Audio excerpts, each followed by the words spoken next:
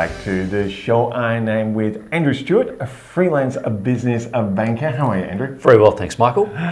Andrew, we talk finance a lot, but you deal a lot, as well as having your own businesses in the past, you deal a lot with business owners and helping them become more profitable in lots of different ways. And one of the areas we were talking about just off air was benchmarking. Yeah, Michael, absolutely. I think it's a slightly underrated tool that managers in businesses of all levels aren't or are using. And I'm not just talking about the monthly profit and loss or in gross margin analysis, right? Which is monitoring, the general profitability of the business. Yeah. But it's also it's probably moving and using benchmarking and comparing results over a longer period of all sorts of expense lines within the business, whether that be employees, costs of any description, maybe it's the power bill, it's the download usage on your internet. So all these things need to be measured, and including employee productivity. Right, that's a big one. Yeah, it is. There's an adage, and it's what gets measured gets managed. Well, that's true. And so that gives you a reference point. Benchmarking is a reference point from which you can monitor the direction of where things are going. I've noticed it a lot when benchmarking, and I was one of those people that went, oh God, another set of figures I've got to look at. Oh no, what's the point? But when I started doing it, and because I was doing benchmarking, different things like employee productivity, phone usage, things like this, and all those intrinsics you don't think are important, what they started to do with myself was give me predictors. I could almost tell whether I was going to have a good month or a bad month or a good year or a bad year. I could see when it was changing. Yeah. Is that what you find? Absolutely, it's a wonderful. It's not just it's not a historical look into the past. It gives you a lens from which you can view how you're going to be going into the future. When you had engineering companies and so forth and farming background and that, when you've used benchmarking in those circumstances, well, first of all, when did you get introduced to it? Was it fairly early, and what did it do for you personally? Oh, that's a great question. So when I took on my first business, I was just actually leasing the business. So one of the conditions was that I stayed within the benchmarking group that the old owner was part of. Right.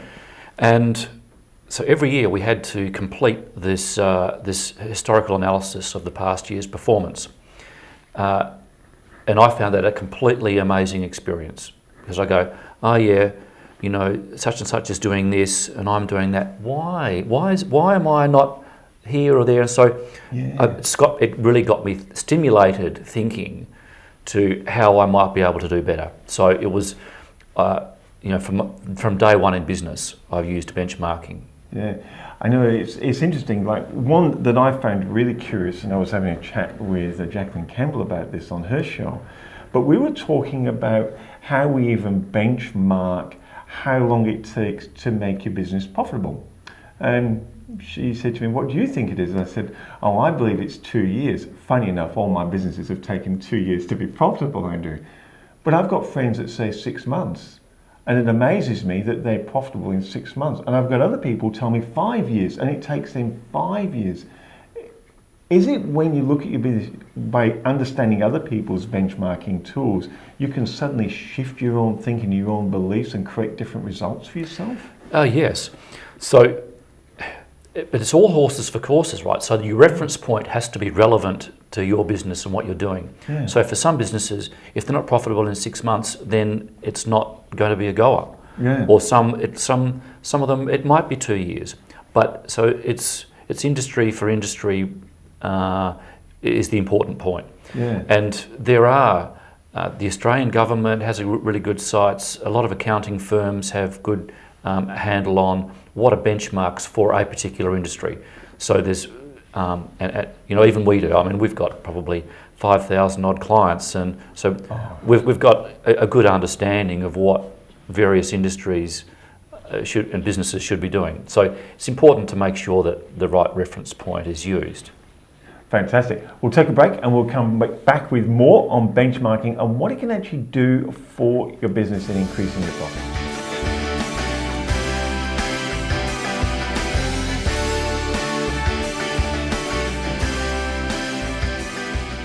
I'm back with Andrew Stewart, a business banker, and we're actually talking about something a little bit different, but yet really important to finance. So we're talking about benchmarking.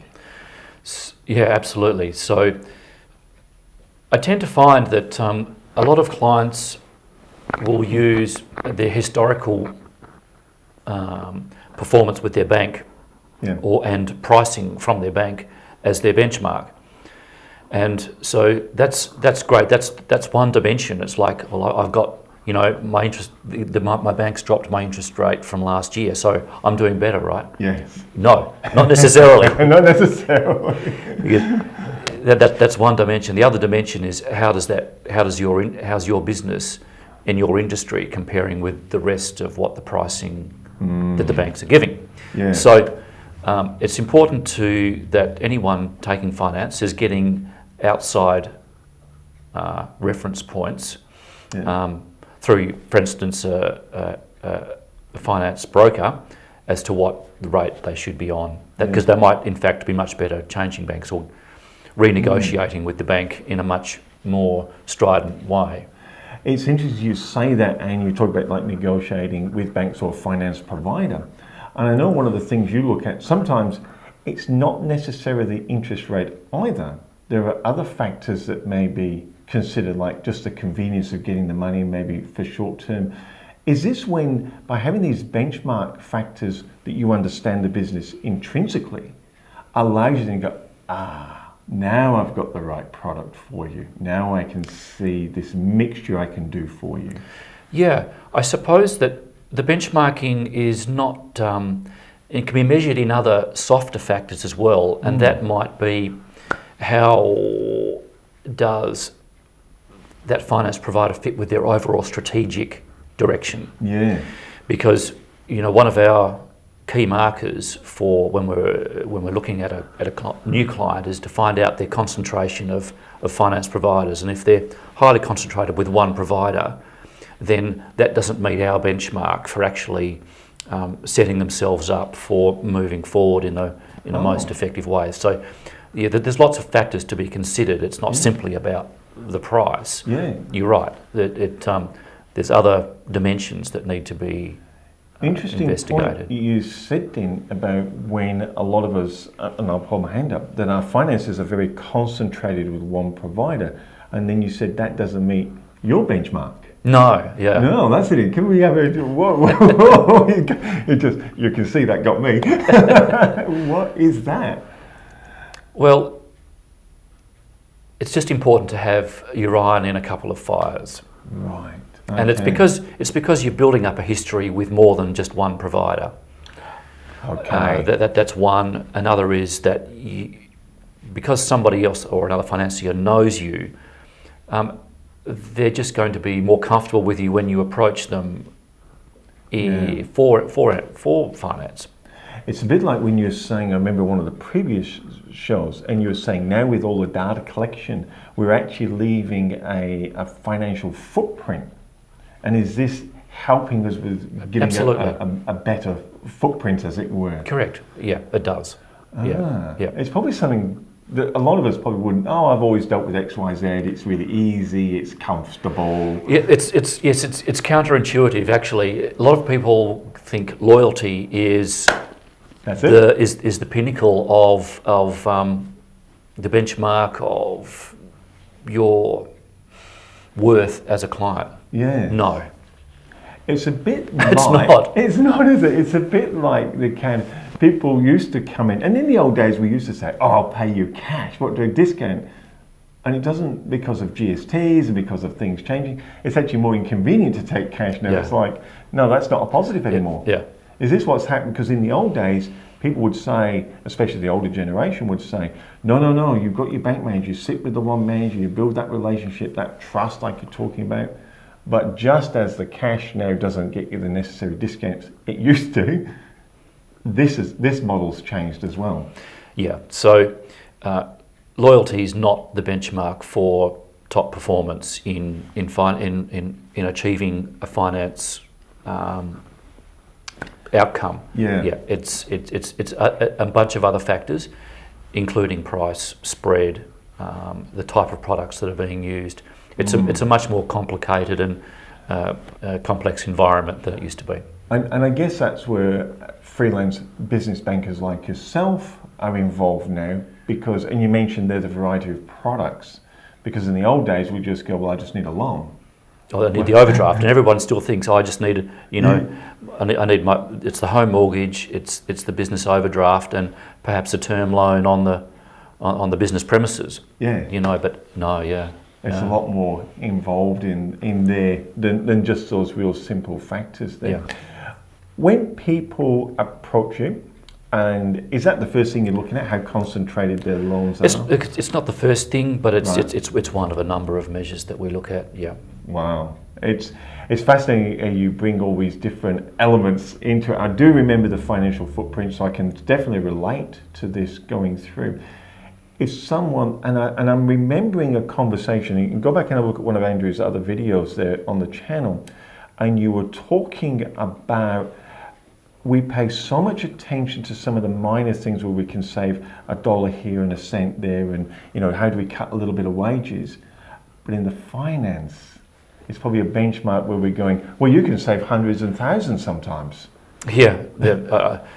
Just the other day, I saved a client, yes, $250,000 over a fairly short period of time, and it's just that was just simply they elected to benchmark their current bank. They'd been with their current bank 50 years. Yeah. They elected loyalty. Great, wonderful. Hats off to them for that, and it's a wonderful thing. But it's also, you could see where they were being taken advantage of by their bank. They all said, well, let's see if they're taking advantage of it. Andrew, take this to market. They eventually stayed with their existing bank, but their existing bank was just held to account. Oh, that's unusual. But it is those things. And you said, $250,000, that is a lot of money to engage someone like yourself. And what did they have to physically pay you in dollars to do that work for them? It's Nothing. It's a bit of a no-brainer. Yeah. Just for a review and a look from a professional like yourself. Yeah. One thing I do like about you, Andrew, you're not just a finance expert, not just a freelance banker.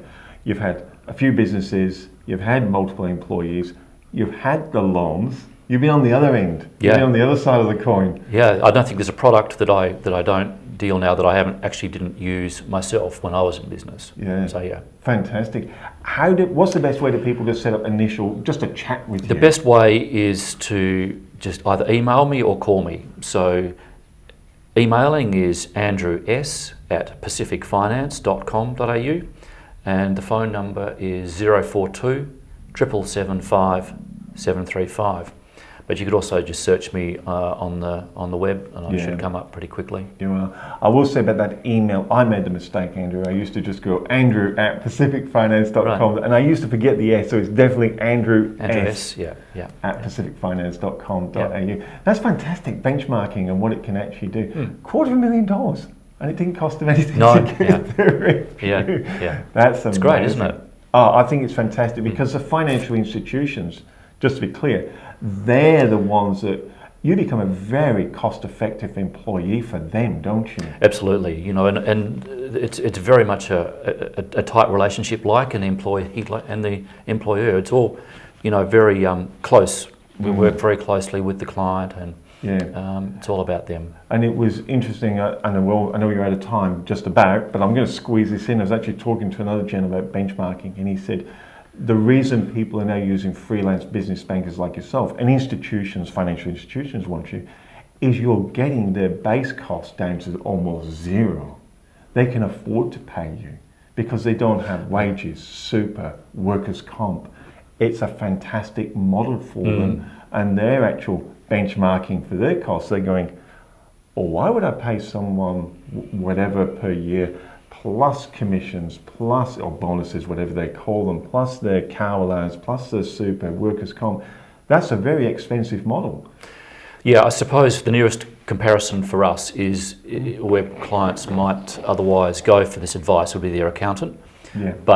And look, the accountants form a very, very important web around and support group for the client, but they don't know finance broking like we do. No. So as long as the finance broker has got a very good understanding of how accounting works and what the accountant needs, the